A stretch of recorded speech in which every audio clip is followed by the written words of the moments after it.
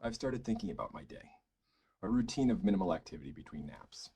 I wake up either slightly before 30 a.m. or with the alarm at 10. I prefer to wake naturally if I can, because I remember my dreams better when they are not interrupted, but I have normalized alarm mornings. I used to hate the alarm waking me up.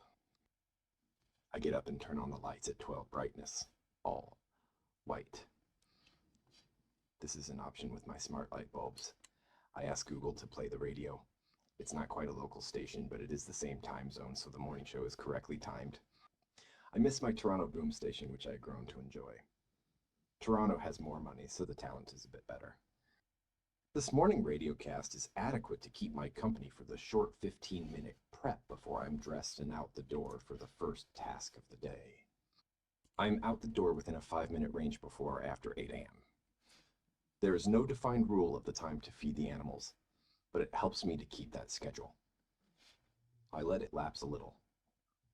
I might let it last a lot. I open the door to let the farm dogs out and trigger the barking of the Havanese animals that we breed and board. They bark quite loudly, which is one of the reasons I don't do this earlier in the morning. Our nearest neighbor is quite far away, but not outside the area that will hear the barking. In fact, she complains quite regularly. I then walk down to the first of 2 chicken coops where the older chickens hang out. They don't seem to lay eggs, so there really isn't any particular reason to keep them, but we do. They are apparently pet hens, although they are not particularly people-friendly and you can't pick them up. I check that they have food and water and then proceed down to the lower chicken co-op, which is where our new hens and rooster reside. We've had them about 3 weeks and received 2 eggs only. I'm not sure how long we'll put up with non-laying hens, but for now they are also pets, I suppose. There are also 6 or 7 ducks that do not lay eggs. We have become a zoo for chickens and ducks, apparently. They need to lay something. Next, I'm off down the path to feed the cows. 9 cows, 1 steer, and 1 horse that belongs to someone else. They used to get 4 bales of hay each morning as the snow started covering their grazing fields, and they had pretty much eaten all of the available grass and hay in the fall.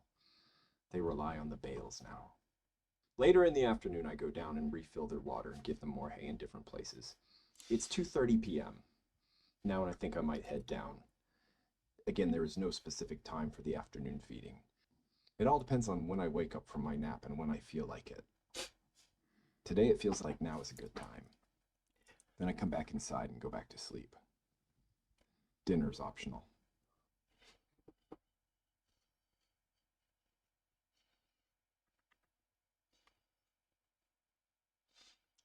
That was pretty amazing for a first draft created when I was high.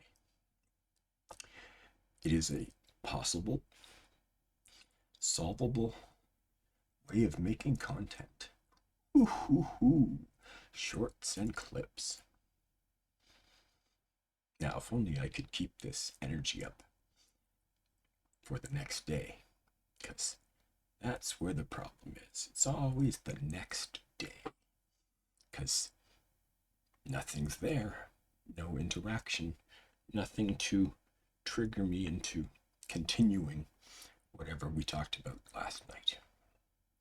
Oh well.